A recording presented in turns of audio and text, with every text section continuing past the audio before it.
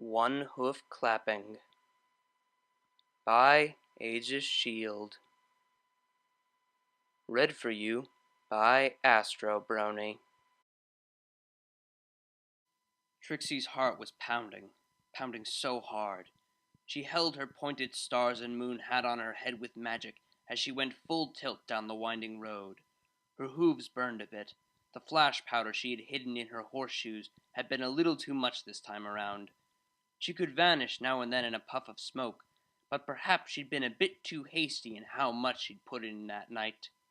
One of the interesting things about her shows was that, sometimes, a good trick or sleight of hoof was better than any magic. Huffing and puffing, she saw a split in the road. To her left, an endless set of hills and green, and to her right, a dark and secluded forest. If she was to hide, she would need cover. Panting, she veered into the woods. Darkness enveloped her. She collapsed into a group of giant ferns. Their cool, plasticky leaves hid her well. Panting and fanning herself with her hat, she slumped against the waiting tree gratefully. "Worst show ever," she said, beads of sweat going down her temples and cheeks. Flopping back to just try and breathe, she recanted everything that had happened. Not only had those two idiot stallions disturbed an Ursa Minor, but dragged it to town for her to fight. Her most impressive bluff had been called in a very, very dangerous way. She sighed, face hoofing lightly. Then had come the purple one. What was her name? Twilight something. It didn't ring any bells. She didn't have the same pizzazz to her name as the great and powerful Trixie, but her magic had been far more powerful, and certainly nothing to make light of. The mare studied her hat, turning it around and around in her hooves. A few spare cards, a plastic flower, some string, and a child's lollipop, and a pair of marshmallows fell out. Trappings for any number of tricks. Stuffing both marshmallows bitterly into her mouth, Trixie mentally crossed Ponyville off her list of towns she could visit to do her shows.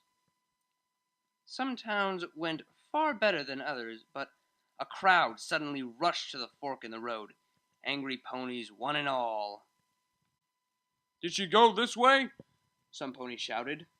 "What a troublemaker." They had actual torches and pitchforks. Trixie winced, pressing herself into her hiding spot and trying to hold her breath. "We should throw her right into a cage. Some pony could have gotten hurt real bad. That fraud." She shuddered at all the anger. She couldn't afford to be caught like that. "Fan out. Maybe she's hiding." Trixie pressed her pointed hat hastily to her head, turning and fleeing deeper into the forest. Whatever was in there, it was sure to be friendlier than that angry mob. Zecora was up late that day, although when one lived alone and provided for oneself with nature, it was hardly a pressing matter to be up with the sun.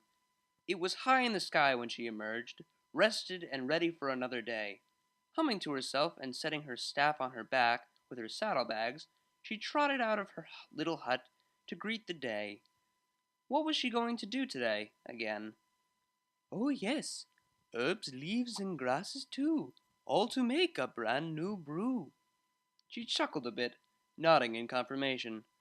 Trotting merrily along a hidden path that was marked with tree scratches, she went to the nearest source of water, a large pond that was connected via a river. Heaving a great content sigh, she almost didn't see something odd on the shore to make her stop. It was blue and covered in designs, like a fancy bag. Cocking her head and wondering who would leave such a thing in the middle of the woods, she went to get a closer look. The zebra leaned over in curiosity, and found it to be a light blue pony, curled up in a fretful sleep. She blinked. Early autumn nights were not very kind to sleep outside during, especially near a source of water which might conjure fog in the night. Frowning, she put her hoof on the stranger and gently shook her. The mare moaned, turning until she was flat on her back. Her cutie mark was a star-headed wand with wisps of sparkling dust around it. Zecora had never seen her before. She shook a bit harder until her eyes fluttered open. "Who's that?" Trixie said throatily. putting her hoof over her forehead to block the sun. Blinking her eyes into focus, she saw a large figure looming over her in a cape and cowl, yellow eyes igniting with inner light. Trixie screeched in fear, tumbling over herself and then into the water with a splash. Spluttering and coughing, she flailed this way and that. Zecora took her staff off her back and, using the collar of the cape the stranger wore, heaved her back onto shore. The zebra stepped back a bit, removing her hood. "Forgive my intrusion, strange blue mare. I was passing by and saw you sleeping there," she said apologetically. Trixie started. Zecora waited patiently while the mare took in her features, her straw-stiff mane, stripes, and neck ornaments. She was no pony, after all. Zecora waited for some cry of fear or revulsion. "A zebra? All the way out here?" Trixie said, staring at her in awe. It was Zecora's turn to be surprised, her brow rising. "You are among the first not to turn and run. A zebra's face is not a common one." She let her surprise and delight show, appreciative of being treated normally for once. Replacing her staff on her back, she and Trixie stared at each other. "Well, I can hardly be surprised, you know." Trixie's shields were already coming up, and she tilted her muzzle at the stranger.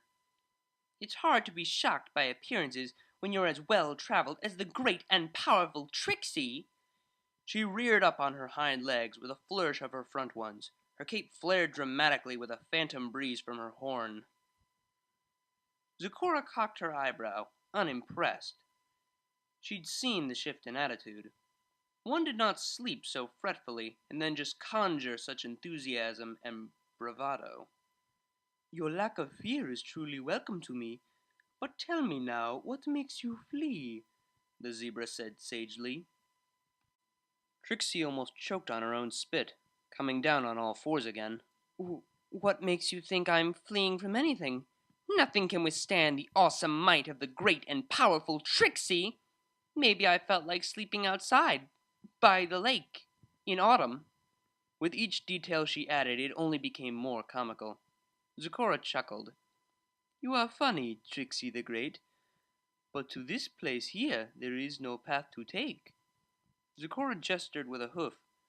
"Your cape is torn and your hooves caked with mud. If a show pony you are, your show must have been a dud." Sure enough, there were brambles in Trixie's cape and cowl, where she'd been fleeing through the night before dropping from exhaustion next to the pond. "Stop reading me!" Trixie shouted before she could stop herself. Her hoof leapt to her face, and her face colored. She tilted her head down, using the wide rim of her pointed hat to hide her face. I mean, no! All of the great and powerful Trixie's shows are works of art. I just needed to get away from my adoring fans for a night or two, and decided to camp out alone for a bit." There were the same shields, Zecora observed. A bold-faced liar, this one. The zebra shook her head a bit. Zecora went on as though she hadn't been lied to just then. "In a show, on a stage for far too long, perhaps a receipt from where you belong?" she offered gently. Trixie cocked her head. It would probably be a good idea to at least hide out until the heat was off. Then she could get back to her trailer and... oh, wait. That had been destroyed. Well, she could get her magic bag and... that was in the trailer. Also gone.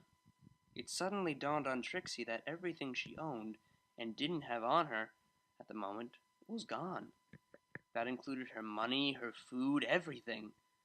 A look of horror flooded her face, replaced by panic, and her pupils shrank into dots. Zecora stood there, then tilted her head. Trixie appeared to be fighting some sort of serious mental battle with herself. Her face would change every few seconds, and she was hyperventilating a bit. Something was seriously wrong with that mare. If whatever it was drove her to hide in the woods and sleep by a pond in the autumn of the year, it must have been serious. Pity stung Zecora gently, and she nodded as her conscience whispered in her ear. She nodded to herself. "No place to go? I can practically tell. But if you stay outside, Trixie, you won't be well. The zebra gestured to her soaking cloak and cape. To my humble abode we may go, and perhaps we can find a set of dry clothes. Do you always speak in couplets? Trixie asked rudely before she could stop herself. Here, this stranger was offering aid, and she just kept shooting her mouth off. She hunched just a little guiltily. Yes, all right. She took off her hat, shaking some water out of it. She really did look pathetic, and after losing everything she owned, what else was there to lose? I'll come with you. Zecora decided to forgive the rude outburst. Clearly, there was more to be learned, not just what the torn clothes and odd demeanor revealed. Every pony had a story, and she was no exception. Pulling her hood up as they went into the foliage again, she checked over her shoulder to make sure Trixie was following. At a distance, but sure enough. Trixie sat rather awkwardly in the one-room house. Thousands of trinkets and potions and knickknacks hung from every surface. There were bottles of Luna knew what hanging from every beam and branch of the place. Strange long masks leaned against the walls, affixing her with creepy smiles.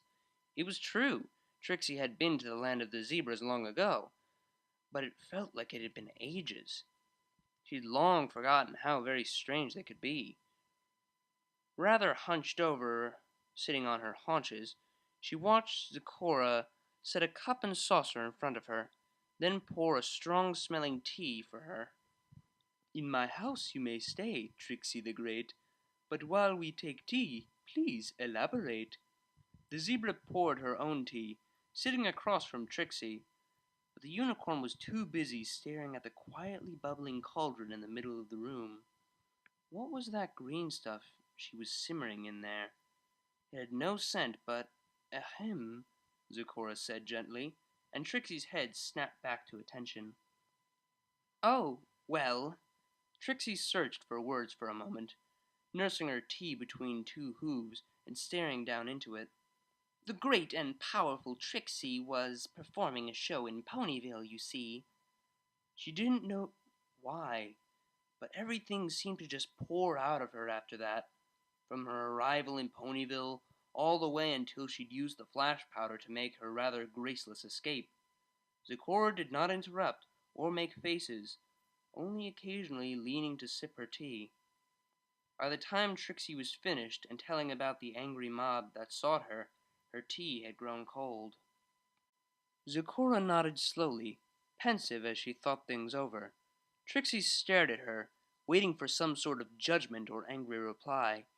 It occurred to Trixie that she'd probably just cast herself out of her benefactor's aid, telling her everything that had happened like that. So great and powerful you say you are. Zecora took Trixie's teacup and tossed the contents out the open window. Trixie frowned at her, her wide-brimmed hat once again covering her face. Yet here you are, a fallen star. Zecora sensed the mare's shields coming up again. Well, what do you know, zebra woman? You're not the great and powerful. She stopped mid-sentence, for a new cup of steaming tea had appeared before her. She fell on all fours again, mid-gesture, staring at Zecora. Perhaps my tea will help calm you. I grow it myself, a special brew. Zecora smiled mysteriously. There was an infinite patience in her face that might have reminded Trixie of Celestia, if the mare had ever met the goddess face to face. The zebra smiled with her eyes, as though they were sharing a giggly secret with you just by looking into yours. Trixie stared down into her steaming cup of tea with a quivering lip. It was like she was looking into her own mother or something. The great patience one might have with an angry child. Heaving a quivering breath, she finally raised the tea to her lips. What does Trixie call you? She asked for a moment, not looking up at her. You may call this one Zecora, my dear, and it is with me you shall rest your fears. Zecora gave a ginger bow, then sipped her tea again. At Trixie's questioning look and wrinkled muzzle, she continued, Your face is sad, and often cross, Perhaps it is time you accept your loss, she rhymed gently. Though town Ponyville has thrown you out, perhaps a better man now could come about. The zebra gestured to Trixie's heart, and she hunched a little, as though she might have been struck. They learned I was a fraud. I can never show my face anywhere near here again, Trixie said with a sigh, holding the bridge of her muzzle with her hoof. My home was destroyed. All my possessions are gone. I'm nothing. She suddenly despaired, her face slamming down onto the table. Zecora winced, then watched her struggle to get her horn out of the wood. The zebra learned a few new equestrian swear words as she watched the unicorn struggle. She lifted both teacups, drained out their contents, and by the time she'd come back to the table, Trixie was sitting on her haunches and trying to look dignified. There was definitely a set of issues to this mare that needed to be melted through. Her personality was up and down like a yo-yo. With all your things gone and your hoof to the turf, Zecora said wisely, gesturing to how far she'd come from Ponyville. What better way for a real rebirth? She came around the table, then reached boldly and took Trixie's hat off her head. She opened her mouth to protest, but Zecora's disarming eyes stopped her. The hat was hung on one of the hundreds of hooks in the hut, and left there like a sagging knick-knack among hundreds of others. Trixie felt a twinge of guilt. All the glitter and glamour she'd poured into it really made it look gaudy, when it was sitting alongside all the other curiosities, like it was trying too hard to be noticed. Poor hat. Trixie stared at it for a long time as Zecora returned to the table. She pawed at her mane a little, feeling naked without the wide-brimmed hat to hide under. What must I do? She said, finally gathering the courage to look the zebra in the eyes. She was met with love and kindness. It was dark. The cloudless night was a rare one in the Everfree forest. Zecora and Trixie sat on a hill together under a great tree, overlooking the valley. Ponyville was below, and in the great distance there was a speck that was possibly Canterlot. Trixie stared longingly at both, craving the attention and adoration of the masses. This entire region will know my name soon, Trixie sulked. About what a fraud I am. The mare sighed aloud, drooping a bit. How can I possibly show my face? Zecora nodded gently. There was no denial in her face. She seemed thoughtful, and Trixie was sure she was composing another couplet in her head before she could speak. Not for the first time, she wondered why the striped one insisted on speaking in rhyme.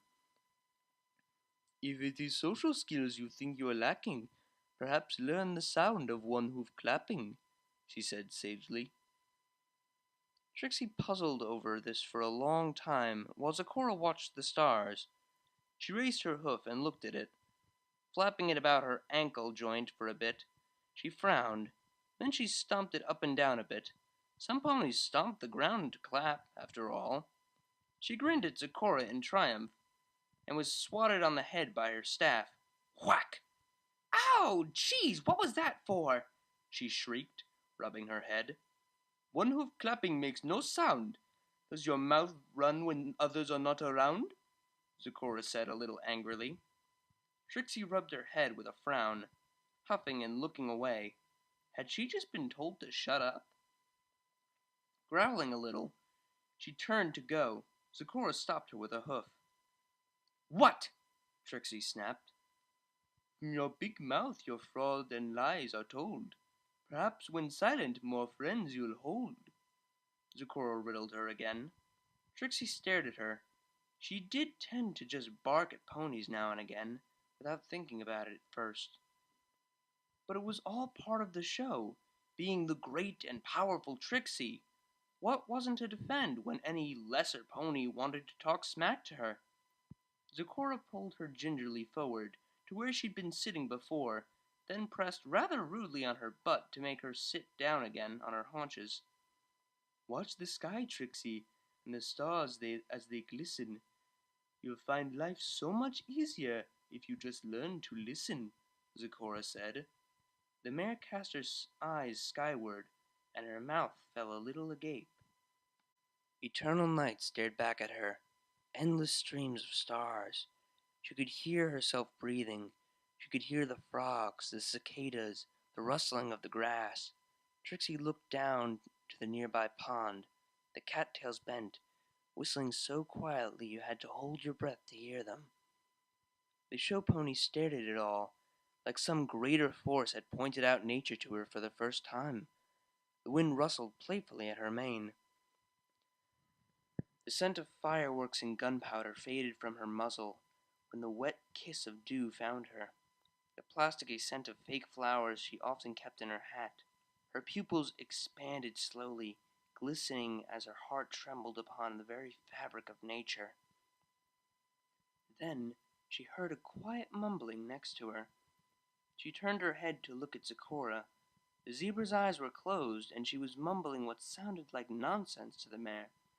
A magic incantation? Was she casting a spell on Trixie to make her commune with nature? How dare she! Trixie opened her mouth accusingly. Zecora snatched her right hoof, showing it to her. The sound of one hoof clapping. Silence. A few minutes felt like an eternity, while Zecora's mumbling continued for a bit. She looked over at Trixie with a quiet smile. Self-control you've had for a time. I hope you enjoyed my nursery rhyme. That was in your native zebra tongue? A nursery rhyme? Trixie felt a wave of guilt hit her. She thought Zecora was putting a hex on her or something, but she was merely trying to be comforting while they stood there under the stars. She smiled as her eyes lidded just a little, a smile found only in those of guilty conscience. Thank you, she said at last. Your first lesson is now complete. Zecora bowed her head gently, having seen Trixie almost, but not quite, have an outburst only a moment ago. Let us stay for a while, then go home and eat. She returned her gaze to the stars. Trixie did the same, but her mouth in a somewhat neutral line. Even the little hurdle had been painful, but worth it. More than a month passed, and Trixie saw the pattern. Zecora's lessons of rebirth included self-control.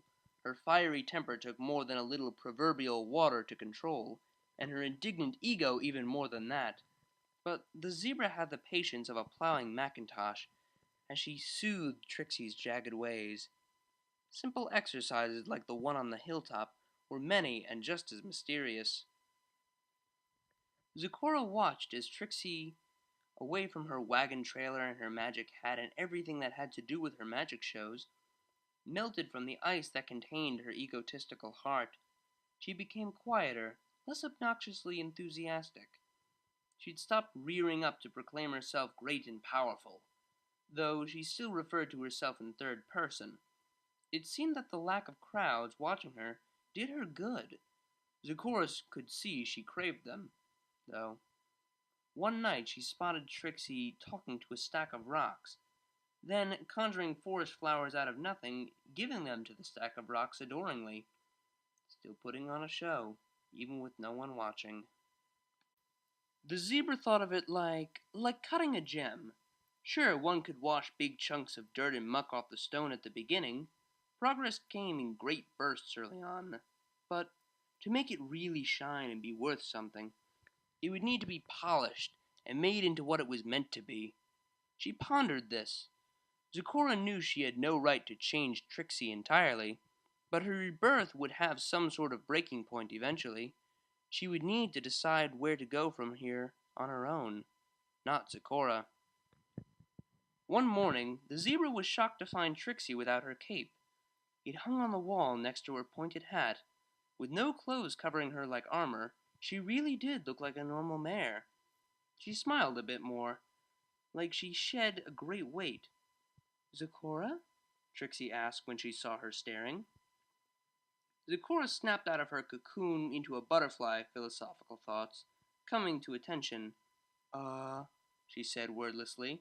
Then, conjuring a new couplet, I was merely admiring your coat, dear Trixie. With your hat and cloak on, you look much less shifty, she complimented. Trixie beamed at her, embarrassed but knowing she had little to fear from her wise zebra friend. She glanced over at the hanging hat and cloak and frowned. Strange to have no desire to don them, she thought. Thank you, she said finally, trotting outside. Zecora smiled after her and shook her head. Her student was learning in more ways than she knew. We've a new activity for today, a test of strength without magic to play, Zecora said, following her. Trixie was peering around the little yard. A set of heavy-looking round stones had appeared there overnight. Move the stones to make a shape, and we'll expand your mind agape.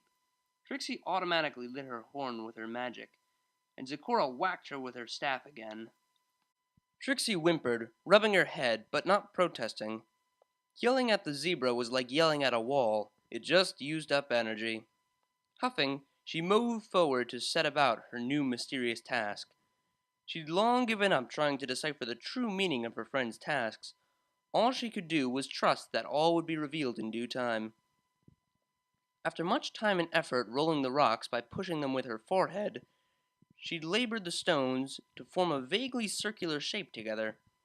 She smiled, huffing and puffing, backing up to admire her work and get her teacher's approval. Well? She asked, to learn the hidden meaning behind the stone moving. She blinked in shock, for Zecora was balancing upside down on the point of her staff. She looked very zen-like and appeared to be in a trance until...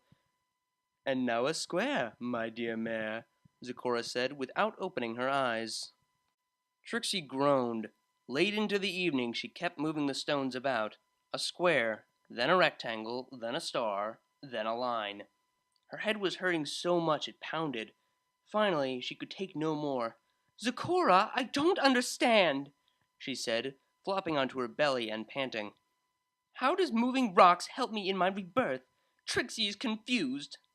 She sagged, unable to comprehend. And with that, you have passed, Zecora said, coming down from her perch and upright again.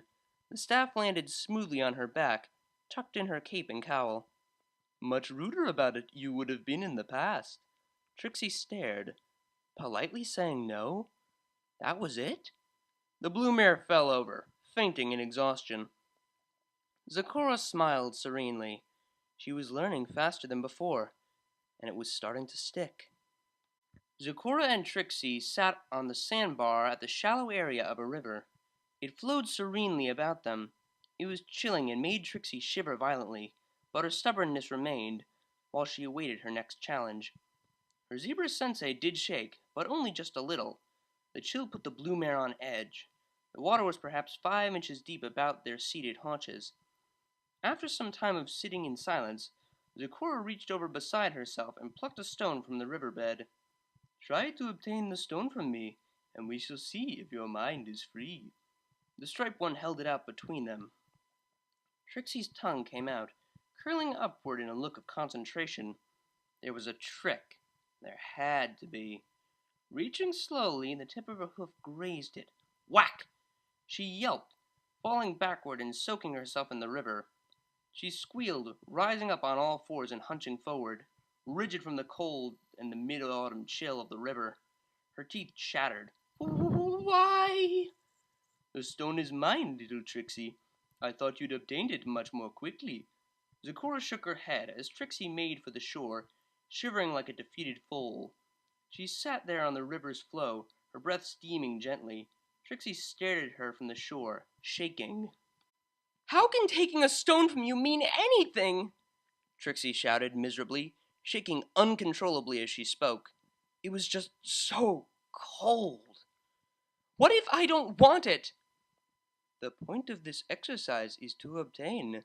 Now calm your rage before you complain, Zecora said with all the sincereness of a Buddhist monk. Closing her eyes, she seemed to meditate there, stone in her hoof held out. Trixie huffed some, shuddering and splashing back into the shallows of the river. Approaching Zecora from behind, she reared up to snatch it. Whack! She yelped and was knocked aside by the punishing blow. Whimpering, she rubbed her head. She should have known better. Any conventional means of just snatching the stone from her hoof would result in pain. She would need to be more clever than that. She splashed out of the river, and Zecora waited for her to return. Some minutes later, Trixie returned with a long branch that had a fork on the end. She leaned forward, trying to fish the stone from Zecora's hoof, while out of range of the dreaded staff. Zecora whacked the branch away heartlessly. Trixie shuddered in frustration, but held her ground. Coming to her teacher with empty hooves, she sat across from her once more. The water rushed about her haunches, but because she was already chilled so, it didn't feel as bad. Her body had grown used to the cold now. Zecora watched as her student sat in silence, staring intently at the stone. She saw the flicker of magic start in her horn and gave her a dirty look. It winked out before the zebra felt the stone even shudder. Heaving a great, cleansing breath, Trixie stared at the stone for a very long time. The better part of an hour passed. The serene sounds of nature soothed the blue mare's frustration, so she could think clearly. Then her hoof leapt forward. Whack! Trixie yelped and fell backward, her eyes in swirls. Zecora sighed and shook her head. She opened her mouth to speak, but suddenly the blue mare sat up with a realizing yelp. "May I please have the stone?" she said, sounding desperate in her words. The zebra nodded, beaming at her. She dropped it into Trixie's waiting hooves. The blue mare squealed, coddling it to her breast like an infant. It was sometime during the 9th week of her stay that Trixie approached Zecora. "Zecora, I'm leaving," she said timidly, almost as though asking permission. "I think I've stayed here long enough." "What brings about your change of heart? Suppose I said the training was still at its start?" Zecora said slowly around her teacup, having set out a second teacup for her student. "Trixie has been staying here and eating your food and sleeping in your home for too long," she said, smiling a little guiltily. I think I understand now what you've been trying to show me all this time, in all of your lessons." She reached by habit to have one last cup of tea with her teacher.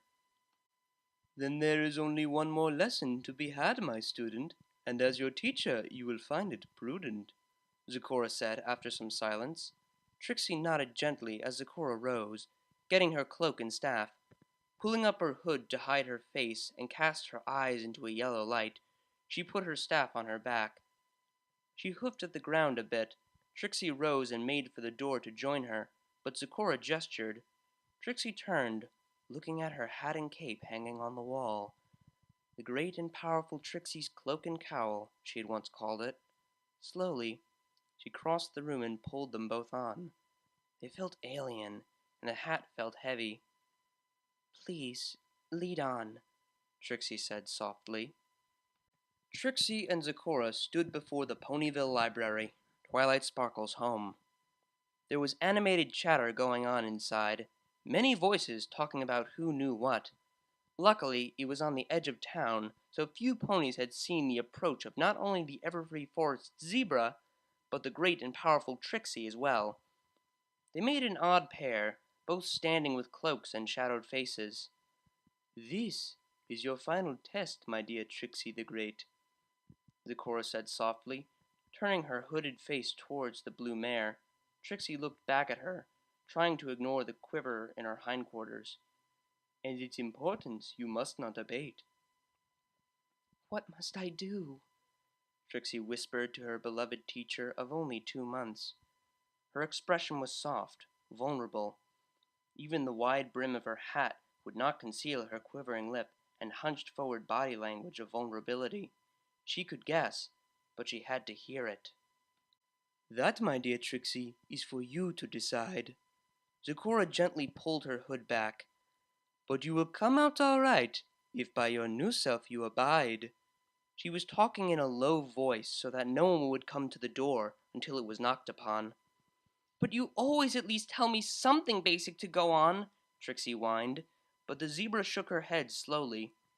"Zecora, please tell me!" She stopped and gave a little yip, for Zecora had pressed her muzzle past Trixie's hat brim, folding it up. The zebra's lips were pressed lightly on her forehead. Trixie froze, flushing gently. Whatever frustrated words she had melted away into childish shame. Begging like that to her teacher. How shameful. As I said before, it is your final test. It is time I kicked you from the nest, Zecora said in a motherly way. Trixie looked at her with an expression that was hard to read. Then, slowly, she pulled her pointed hat from her head. Leaning forward on her front knees, the blue mare could only silently thank her teacher without bursting into tears. Zecora's staff lightly tapped her forehead with a thunking sound affectionately. When Trixie gained the courage to look up again, her teacher was gone, whisked away in a swirl of snow. Trixie stood there in trembling silence, watching the snow fall. Sure, she could follow the hoof prints to see where she'd gone, but that wasn't the point. This was it. Swallowing, the great and powerful Trixie raised a hoof and knocked firmly on the door of the Ponyville library. A purple mare answered the door with a neutral smile, which instantly fell as she recognized the mare at her doorstep. "Trixie?" she said, a little dumbfounded. All conversation inside the library stopped instantly. May Trixie enter?" she asked, blushing when she had to lean down to retrieve her pointed hat from the snow. She put it on her head and winced when powder rained about her face. "It's a public library," Twilight Sparkle said with some suspicion, moving aside so she could come in out of the cold. "I could be closed today because of the snow, but with ponies staying inside because of the weather, they might want something to read." She watched the blue mare enter with her ears tucked back, like she was expecting to be struck when she went by. Twilight eyed her with a stiff sort of politeness. Trixie went a little pale when she saw the gathering of voices had faces. It was some sort of pajama party. The fireplace was roaring, casting the room in a romantic orange light. Around the fireplace lay the farm pony from before, the loud-mouthed flyer, and the fashionista unicorn, too. There was also a yellow Pegasus, a pink earth pony, and a little dragon as well. Trixie felt ashamed that the last 2 months had erased the names of the ones she'd encountered before from her memory entirely. All she could remember was Twilight, but that did not keep them all from staring at her with varying levels of suspicion and even malice. She gulped. "You got quite a set on you, showing your face around here again." The southern drawl was just as thick as Trixie remembered. She rose aggressively from her sleeping bag she'd been laying on, shoving her hot cocoa mug aside to advance on Trixie with an angry expression. The blue mare fought down a fearful shudder, but held her ground.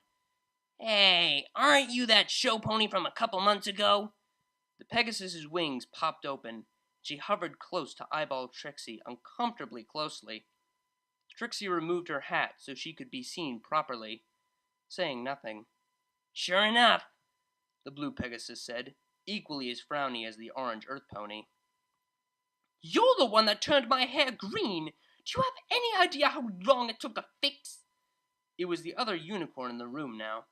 They surrounded her with great angry glares, and Trixie feared for a moment they might just lynch her. The orange one did have a rope, after all. The blue mare stood there, trying to stay stalwart like her teacher taught her. Her hindquarters quivered under the cape. She licked her lips, trying to find her proper words. She began, but she was interrupted. "You caused a whole mess of trouble, you know," the Pegasus said, practically pressing her face into Trixie's. "What have you got to say for yourself? Put 'em up! Come on!" She made a fisticuffs motion at Trixie, landing upright with her wings aggressively unfurled. "Put 'em up! Put 'em up!" "Oh, my," said the yellow Pegasus, quivering under a pillow in her sleeping bag. "Such violence." Twilight Sparkle raced forward. "Hey now, there's no need for violence," she meditated. All 3 ponies menaced the silent Trixie angrily. The blue mare tried to stand brave. "If you start swinging, I'm going to throw you out in the snow," the librarian threatened. Egghead or not, telekinesis would be more than a match for wings or muscles. The tension relaxed a hair, away from physical violence. Trixie gingerly let go of her pointed hat and let it fall to the floor between herself and the angry onlookers. "I'm sorry," she whispered. "I'm so sorry." She sank to her front knees, lowering her head. "I'm so sorry." She closed her eyes. "I was a monster and a fraud." There was no blunter, more forward way to put it. There was dead silence, for everyone was taken aback. Fluttershy peeked from her hiding place under the pillows and blankets. Twilight Sparkle approached cautiously, sinking to all four knees to be eye to eye with Trixie. It takes a lot of guts to just come and apologize like that," she said gingerly. Trixie looked up into her eyes. They were soft and forgiving. "In front of all of us at once?" said the Orange Earth Pony. "Mega guts," said the Pegasus cautiously, cocking her head. "Indeed," said the Purple-maned Unicorn. None of them seemed to know how to react, and Twilight saw the sudden build-up of raw emotion in their unexpected guest, and barely managed to rush her to her breast before the racking sobs began. "I don't know what happened to you since you left, Trixie," Twilight whispered soothingly, stroking her mane as she wept openly, "but you certainly seem to have changed for the better." "I'm sorry. I'm so sorry." Trixie had completely fallen apart, and soon the other ponies had pressed in around her to comfort. Her tears flowed freely, having dissolved away from her formerly arrogant and icy heart. "Forgive me." There, Twilight said softly. From the window, a yellow-eyed, hooded figure watched, then whisked away into the snowy afternoon with a sagely smirk. Pinkie Pie waved to her silently, though she was the only one to see her. Dear Princess Celestia, today I learned that even the most stuck-up, arrogant, and fraudulent ponies have changes of heart sometimes. When they look around themselves one day and see they have no friends, they realize that while they might think themselves the best, it's lonely when all you have to talk to is yourself. Seeking forgiveness might just be the hardest thing any pony has to do, especially if many ponies don't like you for what you've done. But in the end, all one can do is say sorry from the heart and hope that the ones you've wronged are willing to listen. Your faithful student, Twilight Sparkle. The end. That was One Hoof Clapping. Alright, every pony, I hope you all enjoyed that. Definitely a shift in the type of story I've been doing recently, and that's because I want to know what you like. Do you like comedy? Do you like romance? Do you like sad fics? Do you like dark fics? Please put what you want to hear more of in the comments section, and I'll get right on it. On a completely different note, this is the last time I'm going to be recording in my house because Tuesday, I go off to college! Yes! ASTRO BRONY is leaving for college, yay! Don't worry about losing stories, I'm still going to keep trying to do stories, though they will be shorter stories from now on for a bit while I settle into college. My roommate is totally cool with me doing this, so you don't have to worry about that, and it should be good. So, if you like this reading and you like my work, please like, favorite, and subscribe. Until next time, this is ASTRO BRONY, signing off.